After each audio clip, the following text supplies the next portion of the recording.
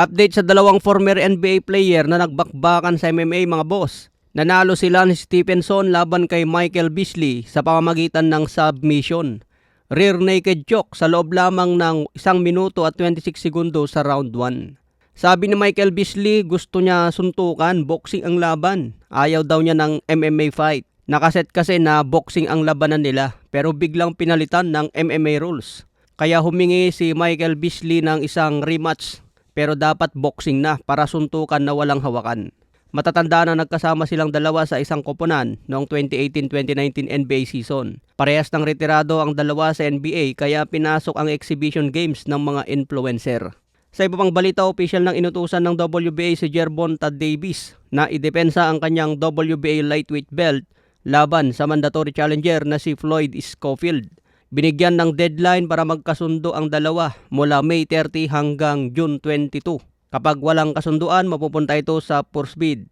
Inaksyonan ito ng WBA dahil matagal nang hindi nakakapagdepensa si Tank Davis matapos ang huli niyang laban noong March 2025. Lumagpas na siya sa itinakdang 9 na buwan na mandatory title defense rules ng WBA. Kaya nagreklamo na ang kampo ni Schofield bilang number 1 contender para pabilisin na ang kautusan. Sa iba pang balita, maraming boksingero ngayon sa heavyweight ang gustong labanan si Usyk matapos mapanood ang performance laban kay Rico Verhoeven na former kickboxer champion. Pinakita raw ni Rico Verhoeven ang kahinaan ni Usyk at nakitaan na ng butas para talunin. Mas maganda pa raw ang pinakita niyang laban kumpara kay Tyson Fury at Anthony Joshua.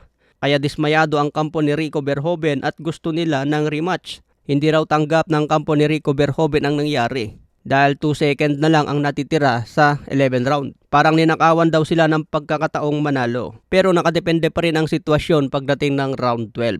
Pero mas okay sana kung hindi tinigil ng referee yun para makita talaga sa round 12.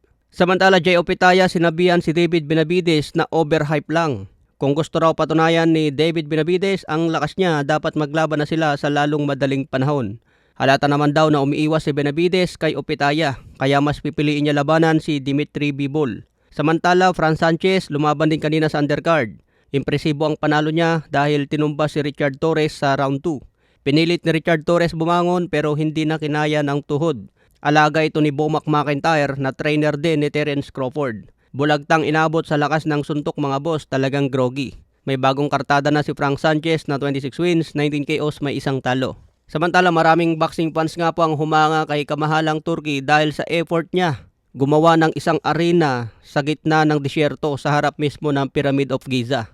Ngayon pa lang nangyari ito sa kasaysayan ng boxing. May isang promoter na gumastos ng malaki, nag-effort para ganapin ang isang boxing event sa harap ng Pyramid of Giza. Marami ngang nagsasabi na imposible itong mangyari. Pero nangyari nga po sa pamamagitan ni kamahalang Turkey. Talagang sinet upan nila ito ng matindi at ginastusan. Okay mga boss, abangan na lang po natin ang mga updates.